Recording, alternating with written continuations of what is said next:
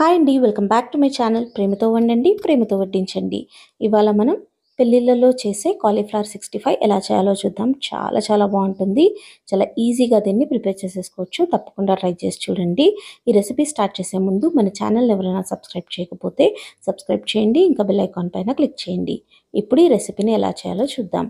ముందుగా ఒక medium size cauliflower తీసుకొని ఇలా చిన్న పీసెస్గా కట్ చేసేసుకొని ఉప్పు వేసుకొని 2 to 3 టైమ్స్ బాగా వాష్ చేసేసుకొని ఇలా స్ట్రైనర్లో వేసి పెట్టేసుకోండి. ఇవి మొత్తం డ్రై అయిపోవాలి. ఇప్పుడు ఒక మిక్సీ జార్ తీసేసుకొని కట్ చేసుకున్న 3 పచ్చిమిర్చీలు, కొంచెం అల్లం ముక్క, 5 నుండి 6 ఎల్లిపాయలను వేసేసుకొని కొన్ని వాటర్ వేసుకొని మెత్తగా గ్రైండ్ చేసి పక్కన పెట్టేసుకోండి. ఇప్పుడు ఒక బౌల్ తీసుకొని అందులో ½ కప్ బియ్యం పిండి, ½ కప్ కార్న్ఫ్లవర్ వేసుకోవాలి. బియ్యం పిండి ఇంకా కార్న్ఫ్లవర్ సేమ్ క్వాంటిటీలో వేసుకోవాలి. మనం గ్రైండ్ చేసి పెట్టుకున్న అల్లం, వెల్లుల్లి ఇంకా పచ్చిమిర్చి పేస్ట్ వేసేసుకోవాలి. 1 table spoon Kashmiri red chilli powder వేసుకోవాలి. దీనివల్ల కలర్ అనేది చాలా బాగా వస్తుంది. కొంచెం మిరియాల పొడి వేసుకోవాలి. కొంచెం కట్ చేసుకున్న కరివేపాకును వేసుకోవాలి. దీంతో ఫ్లేవర్ చాలా బాగుంటుంది. కొంచెం టేస్ట్కి ఉప్పు వేసుకోవాలి. 2 టేబుల్ స్పూన్ల పెరుగును వేసుకోవాలి. ఉప్పు మాత్రం 1/4 టీ స్పూన్ మాత్రమే వేయండి, ఎక్కువ వేయకండి. ఇప్పుడు కొన్ని వాటర్ వేస్తూ దీన్ని బాగా కలిపేసుకోవాలి. కొన్ని వాటర్ వేస్తూనే కలుపుకోవాలి, ఒకేసారి వాటర్ వేయకండి. దీని కన్సిస్టెన్సీ అనేది మరీ పల్చగా కాకుండా మరీ చిక్కగా కాకుండా ఉండాలి. చూసారా, ఈ విధంగా పిండిని బాగా కలుపుకోండి. కొన్ని వాటర్ వేస్తూ ఈ కన్సిస్టెన్సీ వచ్చేంత వరకు కలిపేసుకోండి. చూసారా, పిండి ఇలా ఉండాలి. ఇప్పుడు ఇందులో మనం కట్ చేసి వాష్ చేసి పెట్టుకున్న కాలీఫ్లవర్ ముక్కల్ని వేసేసుకోవాలి. చాలా టేస్టీగా ఉంటుంది. తప్పకుండా ట్రై చేసి చూడండి. ఇలా కాలీఫ్లవర్ పీసెస్ అన్నీ మసాలాలో బాగా కోట్ అయ్యేలాగా కలిపేసుకోండి.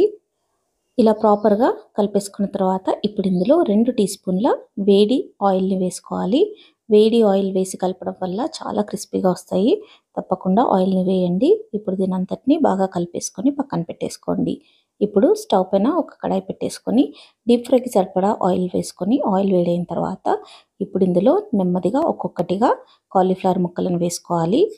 ఆయిల్ మాత్రం చాలా వేడిగా ఉండాలి, అప్పుడే ఈ పకోడీలను వేసుకోవాలి. ఇలా అన్నిటినీ వేసిన తర్వాత ఇమ్మీడియట్గా వీటిని కలపొద్దు.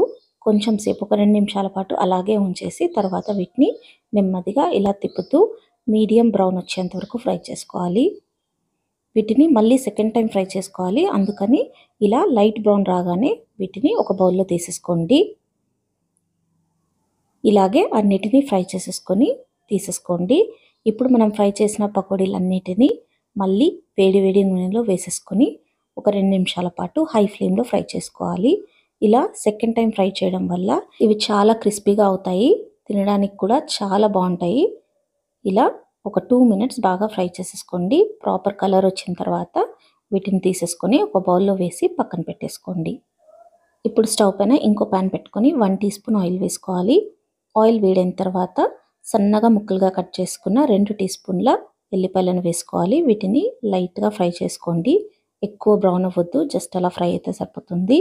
ఇప్పుడు ఇందులో 2 పచ్చిమిర్చిలని ఇలా సన్నగా కట్ చేసుకొని వేసుకోండి. ఇవి కూడా 1 నిమిషం పాటు ఫ్రై చేసేసుకోండి. ఇప్పుడు ఇందులో కరివేపాకు వేయండి. ఎంత కరివేపాకు ఇస్తే అంత ఫ్లేవర్ ఉంటుంది. తప్పకుండా కరివేపాకును వేసుకోండి.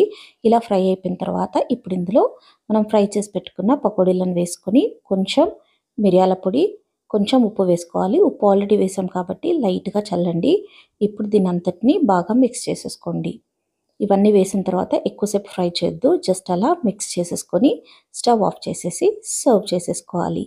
టేస్టీ కాలీఫ్లవర్ 65 సర్వ్ చేయడానికి రెడీ అయిపోయింది. ప్రేమతో వండండి, ప్రేమతో వడ్డించండి.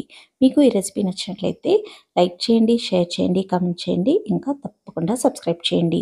Thank you.